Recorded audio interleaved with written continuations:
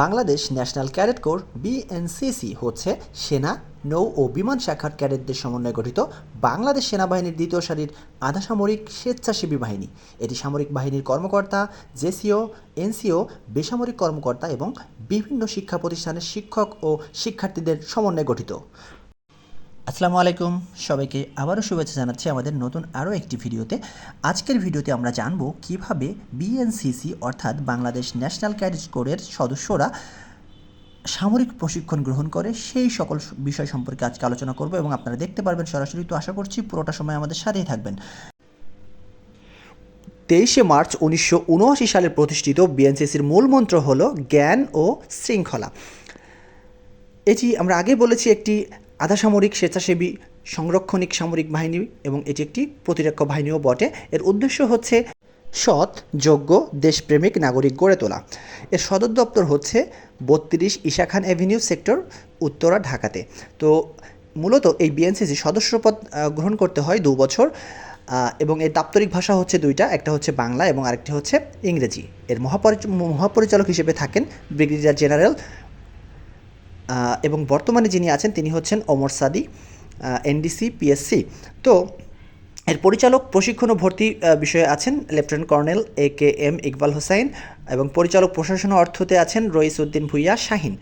তো মূল যে বিষয়টা আমরা জানতে পারবো সেটা হচ্ছে যে এর উদ্দেশ্যটা সম্পর্কে আমরা জানবো। সেটা হচ্ছিল সৎ, দক্ষ, দেশপ্রেমিক, যোগ্য নেতৃত্ব তৈরি করার মহান উদ্দেশ্যে বিএনসিসি প্রতিষ্ঠা করা হয়।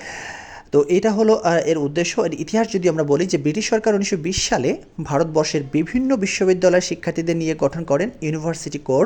1923 সালে ভারতীয় দেশরক্ষা বাহিনী আইন 1923 অনুসারে এর নাম পরিবর্তন করে রাখা হয় ইউনিভার্সিটি ট্রেনিং কোর বা ইউটিসি। একই সালে ঢাকা বিশ্ববিদ্যালয়ে ইউটিসি চালু করা হয়। 1927 সালের নভেম্বর মাসে ক্যাপ্টেন গ্রুম ঢাকা বিশ্ববিদ্যালয়ের 16 জন শিক্ষক ও 100 জন ছাত্রকে প্রথম সাহায্যকারী কোরের সামরিক প্রশিক্ষণ দেওয়ার ব্যবস্থা করেন।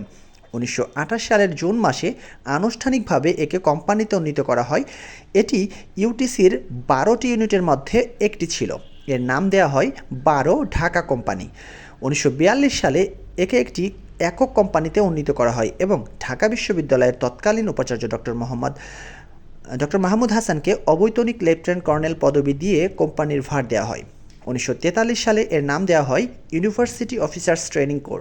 1946 সালে শিলংয়ে এর প্রথম বার্ষিক অনুশীলন ক্যাম্প অনুষ্ঠিত হয়। 1950 সালে 625 ক্যাডেট এবং 40 কর্মকর্তাকে পদোন্নতি দিয়ে একে একটি ব্যাটালিয়নে উন্নীত করা হয়। পাকিস্তান সরকার 1953 সালের 30শে জানুয়ারি ইউটিসির কার্যক্রমকে নিষিদ্ধ করে, কিন্তু ছাত্র বিক্ষোভের পর 1966 সালে পুনরায় এর কার্যক্রম শুরু হয়। একই সালে এর নামকরণ করা হয় পাকিস্তান ক্যাডেট কোর বা পিসিসি এবং স্কুল কলেজের ছাত্রদের জন্য জুনিয়র ক্যাডেট কোর বা জেসিসি গঠন করা হয়। 1971 সালে পিসিসি ও জেসিসির ক্যাডেটরা গুরুত্বপূর্ণ ভূমিকা পালন করেন এবং 22 জন ক্যাডেট শহীদ হন। স্বাধীনতার পর পাকিস্তান ক্যাডেট কোর নামটির স্থলে বাংলাদেশ ক্যাডেট কোর নামটি স্থাপিত হয়। 31শে মার্চ 1976 সালে জাহাঙ্গীরনগর বিশ্ববিদ্যালয়, চট্টগ্রাম বিশ্ববিদ্যালয় ও রাজশাহী বিশ্ববিদ্যালয়ে বাংলাদেশ ক্যাডেট কোরের 3টি পদাতিক ডিভিশন প্রতিষ্ঠা করা হয়। 23শে মার্চ 1979 সালে তৎকালীন রাষ্ট্রপতি জিয়াউর রহমান একটি সরকারি আদেশে পিসিসি, জেসিসিকে সংগঠিত করে বাংলাদেশ ন্যাশনাল ক্যাডেট কোর বা বিএনসিসি প্রতিষ্ঠা করেন। বিএনসিসির রয়েছে 3টি শাখা, এগুলো হলো সেনা শাখা, নৌ শাখা এবং বিমান শাখা। এর অধীনে রয়েছে 5টি রেজিমেন্ট, এগুলো হলো Ramna regiment Dhaka, Karnaphuli regiment Chattogram, Mainamati regiment Cumilla, Mahasthan regiment Rajshahi এবং সুন্দরবন রেজিমেন্ট খুলনাতে। নৌ শাখার অধীনে রয়েছে 3টি ফ্লোটিলা, এগুলো হলো ঢাকা ফ্লোটিলা, চট্টগ্রাম ফ্লোটিলা এবং খুলনা ফ্লোটিলা। বিমান শাখার অধীনে রয়েছে 3টি স্কোয়াড্রন, এগুলো হলো 56 squadron Dhaka, 57 squadron Chattogram, 58 squadron Jashore. এর সুবিধাটা বা আসলে কি আমরা সেটা জানবো যে বিএনসিসির মাধ্যমে ছাত্রছাত্রীগণ নিজ নিজ রেজিমেন্টের মাধ্যমে বিভিন্ন ক্যান্টনমেন্টে সামরিক বাহিনীর পরীক্ষায় অংশগ্রহণ নিতে পারে। তারা সামরিক বাহিনীগুলোর মতো শারীরিক ও মানসিক প্রশিক্ষণপ্রাপ্ত হন।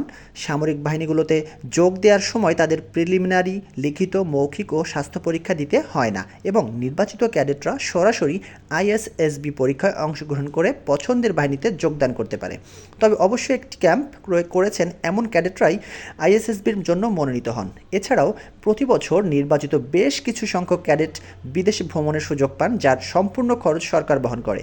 তাছাড়া বাংলাদেশ সিভিল সার্ভিস বিসিএস পরীক্ষায় বিএনসিসি কোটা থেকে অতিরিক্ত 5 নম্বর প্রদান করা হয়ে থাকে। ধন্যবাদ।